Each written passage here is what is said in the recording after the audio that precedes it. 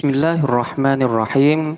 Pembahasan kita kali ini adalah tentang amil, amal, dan ma'mul.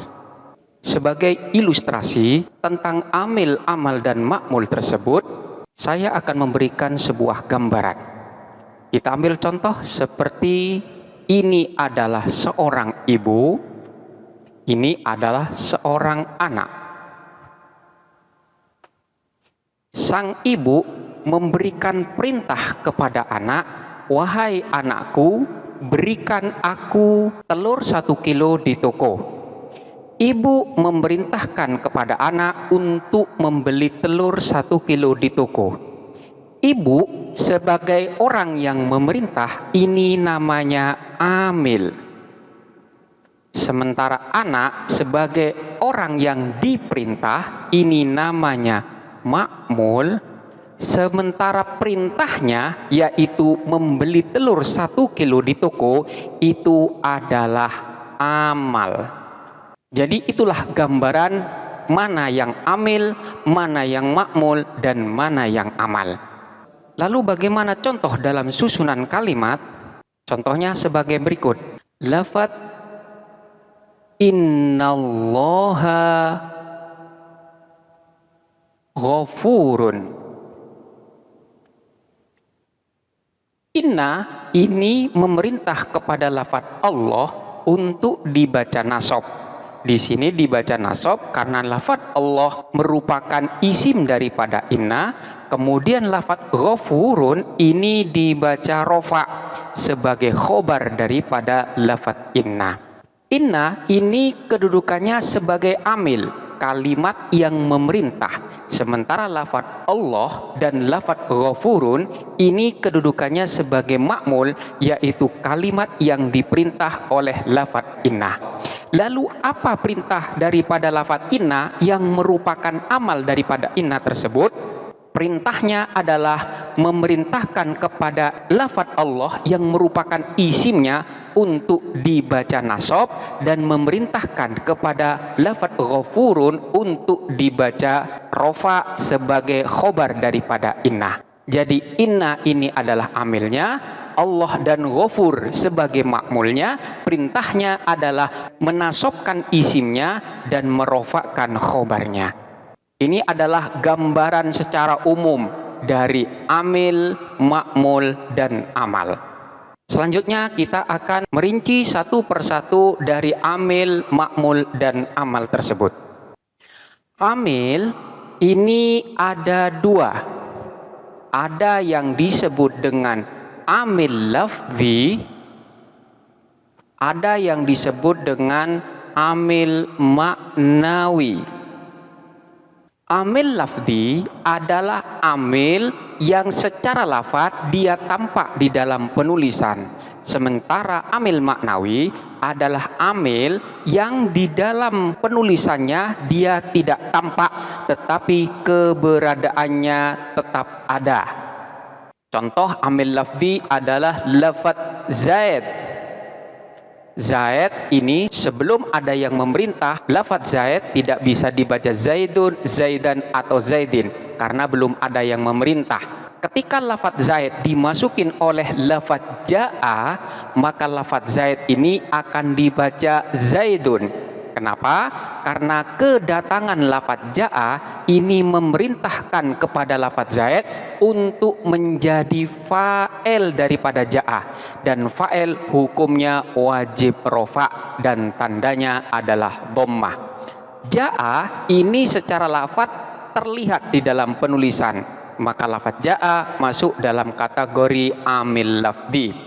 Kemudian lafaz Ja'a itu pergi, diganti dengan lafaz ro'aitu. Lafaz ro'aitu masuk pada lafaz Zaid yang asalnya ketika amilnya adalah Ja'a, Zaid ini akan dibaca Zaidun. Kemudian setelah Ja'a pergi, datang lafaz ro'aitu, maka lafaz Zaid akan dibaca Zaidan. Karena perintah dari Ja'a dan ro'aitu itu berbeda. Kalau Ja'a memerintahkan untuk menjadi fa'il, sementara lafaz ro'aitu memiliki perintah, yaitu menjadikan lafaz Zaid itu sebagai maf'ulnya, dan maf'ul hukumnya wajib nasab. Ro'aitu adalah amil yang di dalam penulisannya tampak, maka ro'aitu masuk dalam kategori amil lafzi. Ini adalah contoh daripada amil lafzi. Lalu bagaimana dengan amil maknawi?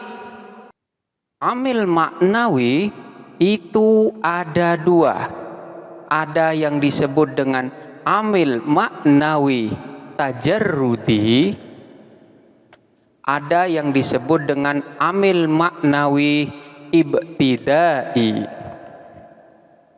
Amil maknawi tajarrudi itu adalah amil yang datang ketika di sana tidak terdapat amil nasab maupun amil jazm. Tajarrudi di sini artinya sepi atau kosong. Amil tajarrudi ini berada pada fi'il mudhari'. Jadi keberadaan amil maknawi yang ada pada fi'il mudhari' itu manakala fi'il mudhari' tersebut sepi atau tidak terdapat amil nasab maupun amil jazm yang memasukinya. Kita ambil contoh seperti lafaz yansuru Zaidun. Zaid menolong. Lafaz yansuru ini merupakan fi'il mudhari' yang dalam keadaan rofa.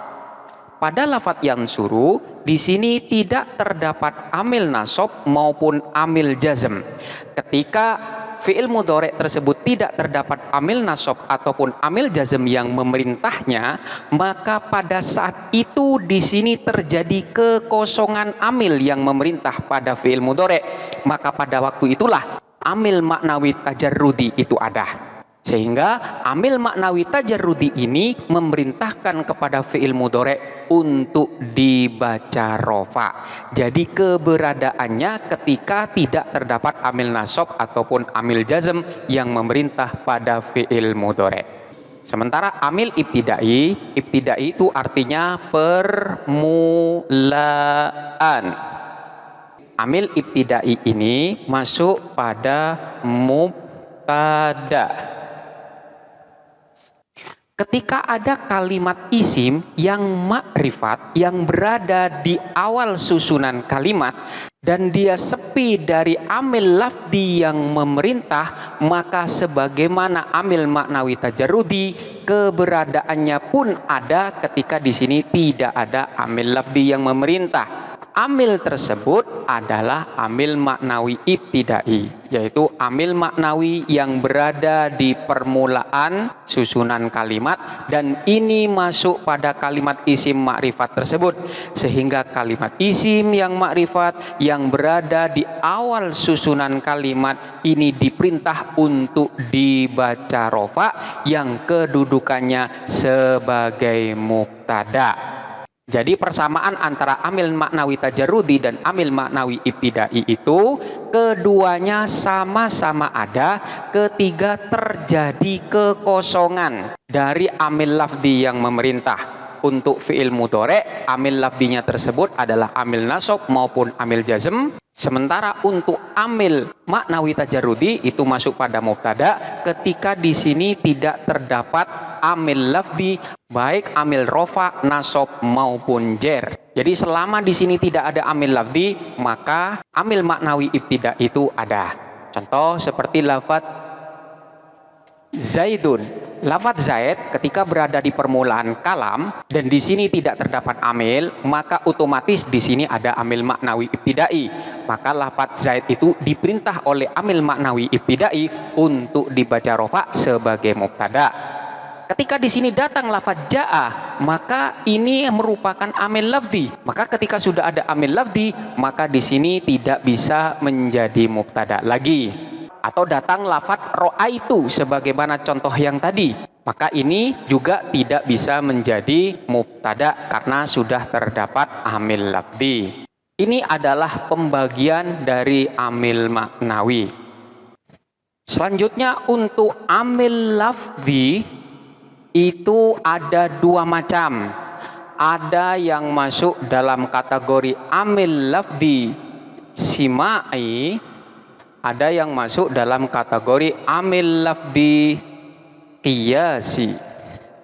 Amil lafdi simai itu adalah amil-amil yang lafat-lafatnya sudah ditentukan oleh orang Arab untuk menjadi amil. Sementara untuk amil lafdi kiasi itu lafat-lafatnya tidak tertentu.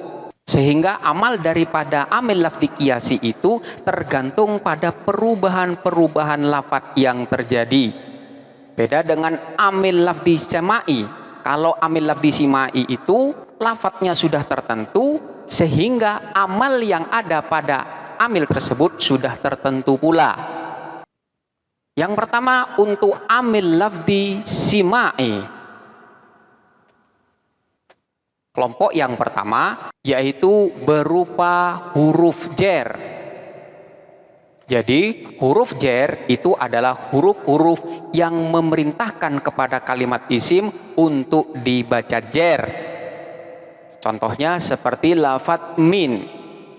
Min ini ketika masuk pada kalimat isim, maka kalimat isim yang dimasukinya akan diperintahkan oleh min ini untuk dibaca jer.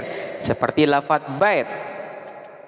Bait ketika dimasukin oleh min maka menjadi baitin, karena amal daripada min adalah mengejarkan kalimat isim yang dimasukinya. Kemudian yang kedua adalah lafat-lafat yang memiliki perintah menasobkan isimnya dan merofakkan khobarnya. Lafat-lafat tersebut adalah inna dan saudara-saudaranya. Seperti lafadz inna zaidan alimun. Lafadz inna ini merupakan amil yang memiliki perintah untuk menasobkan isimnya dan merofakkan khobarnya. Jadi lafadz zaidan ini menjadi isim daripada inna, sementara lafadz alimun itu menjadi khobar daripada inna. Ini adalah amal daripada inna. Jadi yang kedua, lafadz-lafadz yang menasobkan kepada isimnya dan yang merofakkan khobarnya. Kemudian yang ketiga, itu adalah huruf-huruf yang menasobkan isimnya dan merofakkan khobarnya. Contohnya seperti lafadz la rojulan so'imun. Tidak ada seorang laki-laki pun so'imun ialah berpuasa. Lafadz rojulan ini dinasobkan sebagai isim daripada la, dan lafadz so'imun itu dirofakkan sebagai khobar daripada la. Ini kelompok yang ketiga, yaitu huruf yang menasobkan kepada isimnya dan merofakkan kepada khobarnya. Kemudian yang keempat adalah huruf-huruf yang menasobkan kepada kalimat isim, yaitu ya, ini huruf nida, kemudian illa, kemudian waw ma'iyah, selanjutnya adalah a, kemudian ayun, kemudian hayya, kemudian iya.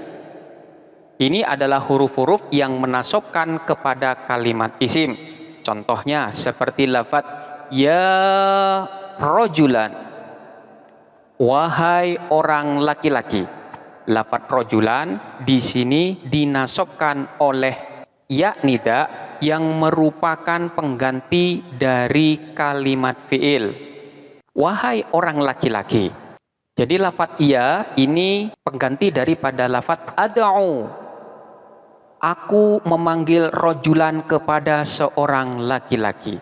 Jadi lafadz rojulan ini hukumnya nasab sebagai maf'ul daripada lafadz ad'u. Selanjutnya adalah kelima, yaitu huruf-huruf yang menasabkan kepada fi'il mudhari'.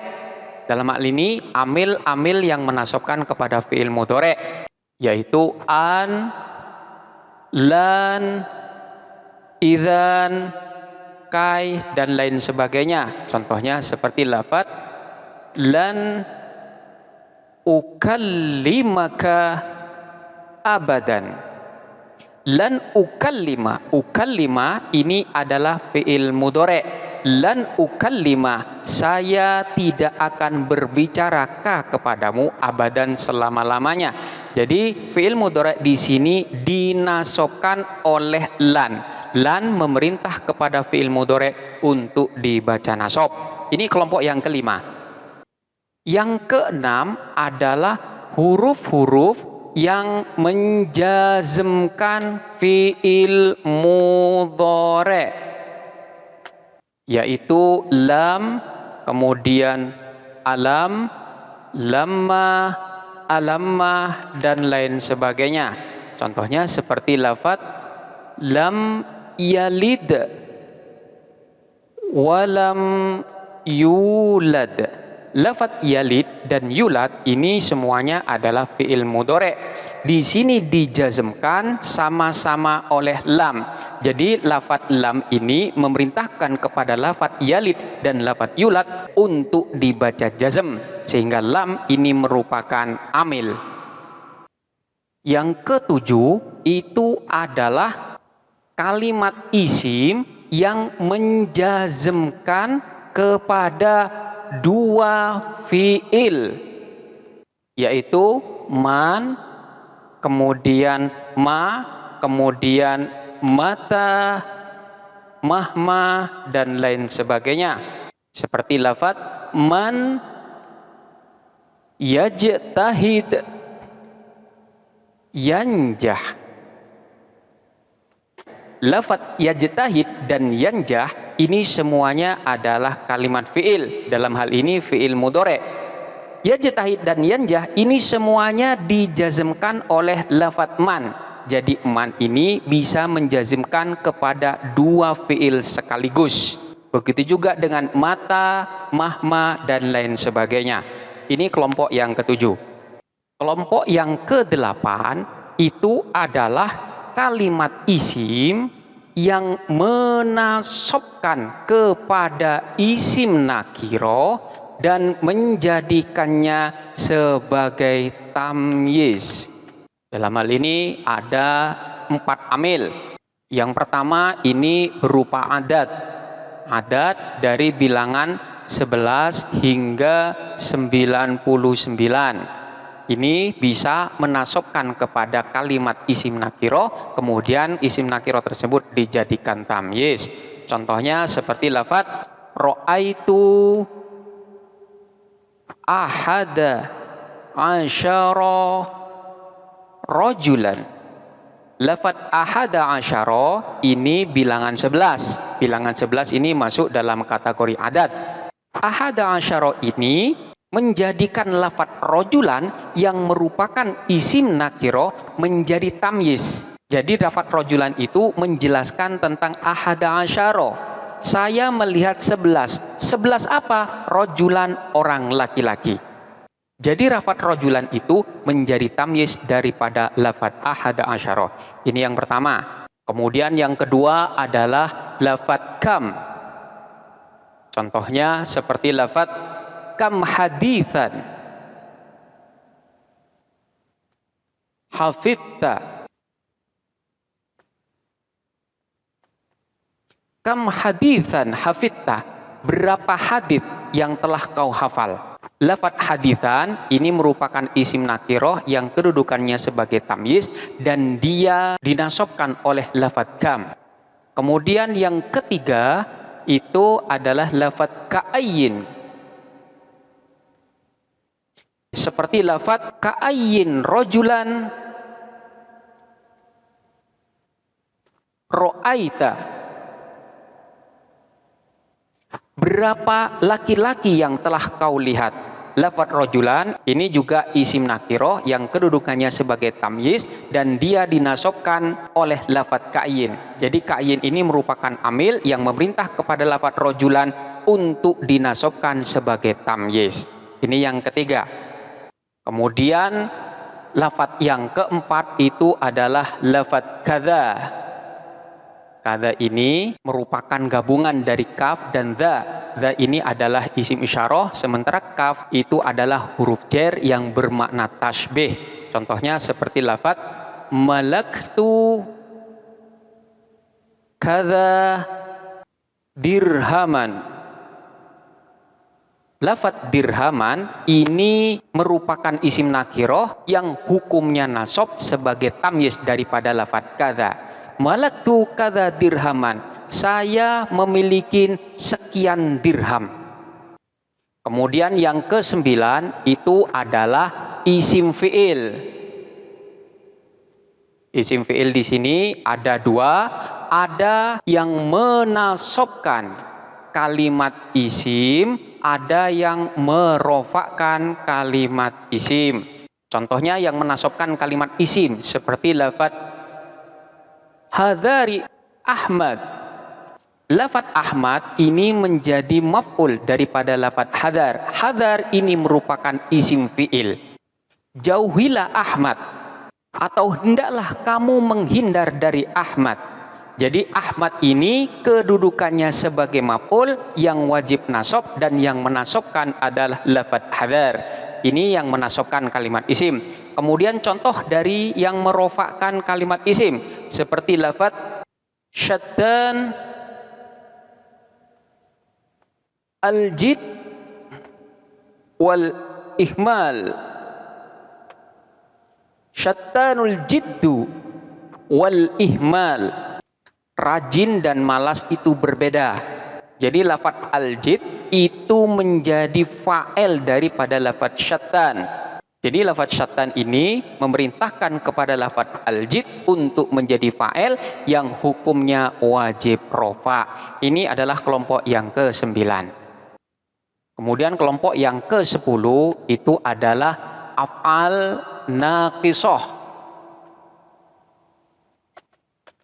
Itu masuk dalam kategori kana dan saudara-saudaranya, yaitu merofakkan kepada isimnya dan menasabkan kepada khobarnya. Contoh seperti lafaz kana Muhammadun shaiman.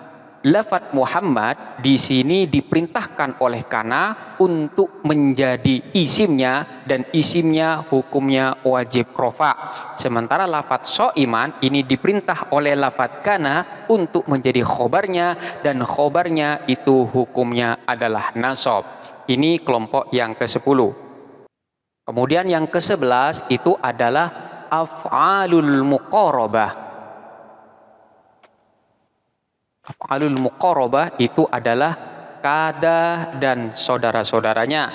Contohnya seperti lafaz kada Zaidun yaqum. Zaid hampir berdiri. Lafaz Zaid ini diperintahkan oleh lafaz kada untuk menjadi isimnya, dan isimnya hukumnya wajib rofa. Maka kada merupakan amil daripada lafaz Zaid. Kemudian yang ke-12 itu adalah af'aludz dzam wal madah.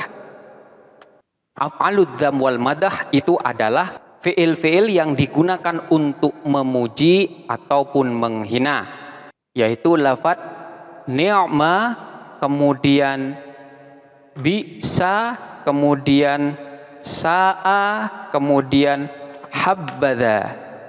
Contohnya seperti lafaz ni'mar rajul Ahmad. Ni'mar rajulu Ahmad, sebaik-baik orang laki-laki adalah Ahmad. Lafaz ni'mah itu memerintahkan kepada rajul untuk dibaca rofa. Jadi ini adalah termasuk dari fi'il-fi'il yang mengandung makna memuji. Ni'mah, sebaik-baik orang laki-laki. Itu adalah kelompok yang ke-12. Kemudian yang ke-13 itu adalah af'alus syak wal yaqin, yaitu fi'il-fi'il yang mengandung makna ragu dan yakin.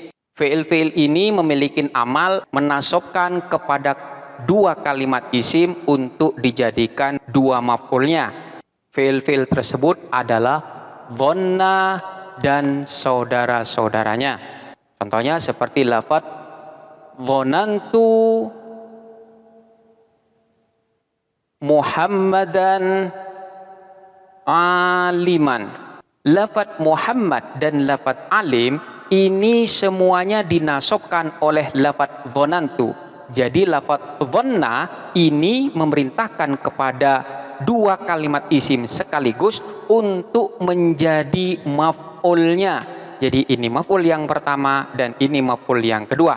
Karena menjadi maf'ul maka hukumnya wajib nasab. Macam amil lafzi yang kedua adalah amil lafzi qiyasi, yaitu amil-amil yang berupa lafaz yang tidak tertentu, sehingga amal daripada amil qiyasi ini tergantung pada kebutuhan yang ada. Yang pertama ada yang berupa kalimat fiil, baik fiil madi, mudhari maupun amar, seperti lafaz nasara Ahmadu. Nasara menolong Ahmadu, siapa Ahmad. Lafaz Ahmad diperintah oleh lafaz nasara yang merupakan kalimat fiil untuk menjadi fa'ilnya, sehingga fa'il hukumnya wajib rofa. Kemudian yang kedua adalah isim fa'il. Contohnya seperti lafaz ana al-mukrim ad-dhaifa. Ana al-mukrimu ad-dhaifa. Saya adalah orang yang memuliakan kepada tamu. Lafaz ad-dhaifa menjadi maf'ul daripada lafaz al-mukrim, dan al-mukrim itu merupakan isim fa'il. Sehingga lafaz ad-dhaif karena sebagai maf'ul hukumnya dinasobkan. Kemudian yang ketiga adalah isim maf'ul. Seperti contoh anta al-ma'khudh al-kitabu. Antal ma'khudul kitab. Kamu adalah orang yang diambil kitabnya.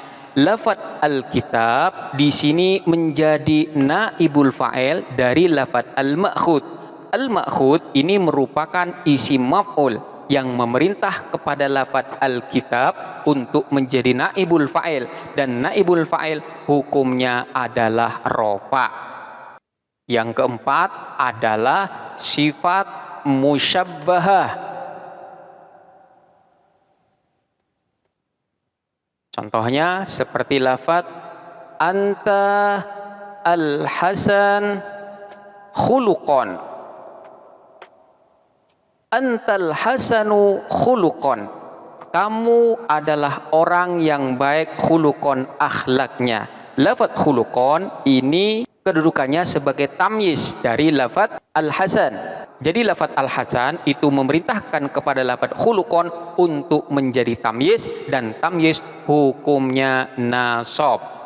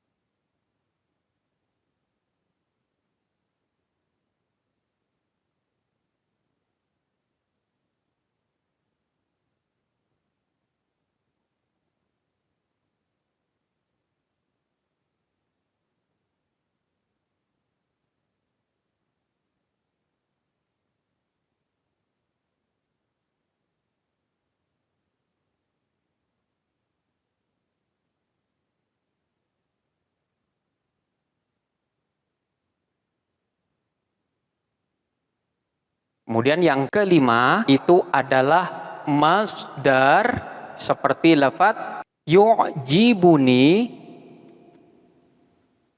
darbuka Zaidan. Yu'jibuni mengagumkan kepadaku, darbuka apa pukulanmu, Zaidan kepada Zaid. Lafadz Zaid di sini diperintah oleh lafadz darbuka. Darbu ini merupakan masdar dari lafadz daraba yadribu darban. Jadi lafadz darbuka di sini memerintahkan kepada lafadz Zaid untuk menjadi maf'ul yang hukumnya wajib nasab. Kemudian yang keenam itu adalah kalimat isim yang dimudhofkan pada kalimat isim yang lain. Seperti lafadz hadza qalamu Zaidin. Lafadz qalam ini adalah kalimat isim yang dimudhofkan atau disandarkan kepada kalimat isim yang lain, sehingga kalimat isim yang lain ini diperintahkan oleh lafadz qalam untuk dibaca jar sebagai mudhof ilaih. Jadi qalam ini adalah mudhof, memerintahkan kepada lafadz Zaid untuk menjadi mudhof ilaih, dan mudhof ilaih hukumnya adalah jar. Dan ketujuh itu adalah kalimat isim yang sempurna dan tidak membutuhkan idhofah. Ini seperti isim mubham. Isim mubham contohnya seperti lafadz man. Ini bisa memerintahkan kepada kalimat isim yang jatuh setelahnya untuk dibaca jazm. Dan contoh man ini sudah saya jelaskan pada isim-isim yang dapat menjazmkan kepada dua fi'il. Silakan untuk diulang kembali. Ini adalah amil-amil lafdi yang masuk dalam kategori kiasi. Selanjutnya pembahasan kita kali ini adalah tentang ma'mul. Ma'mul sebagaimana di dalam pendahuluan tadi adalah kalimat-kalimat yang diperintah oleh amil untuk berada di dalam keadaan tertentu. Ma'mul ini ada dua. Yang pertama adalah ma'mul bil asolah, yaitu ma'mul atau lafadz-lafadz yang mendapat pengaruh dari amil secara langsung. Contohnya seperti lafadz Ja'a Zaidun. Lafadz Zaid ini merupakan ma'mul bil asolah karena memang dia mendapatkan perintah secara langsung dari lafadz Ja'a. Jadi lafadz Ja'a ini memerintahkan secara langsung kepada lafadz Zaid untuk menjadi fa'ilnya. Kemudian yang kedua itu adalah ma'mul bit tabi'iyah.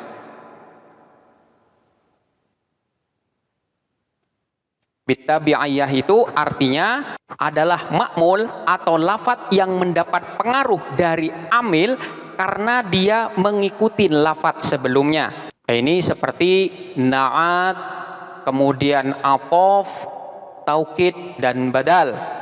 Contohnya seperti lafadz ro'aitu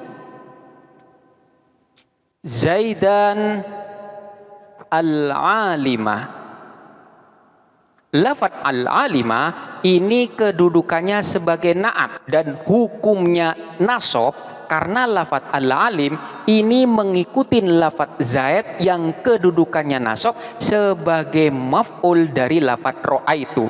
Jadi secara tidak langsung dia itu nasab karena ikut kepada lafadz Zaid yang dalam hal ini diperintah langsung oleh lafadz ro'aitu.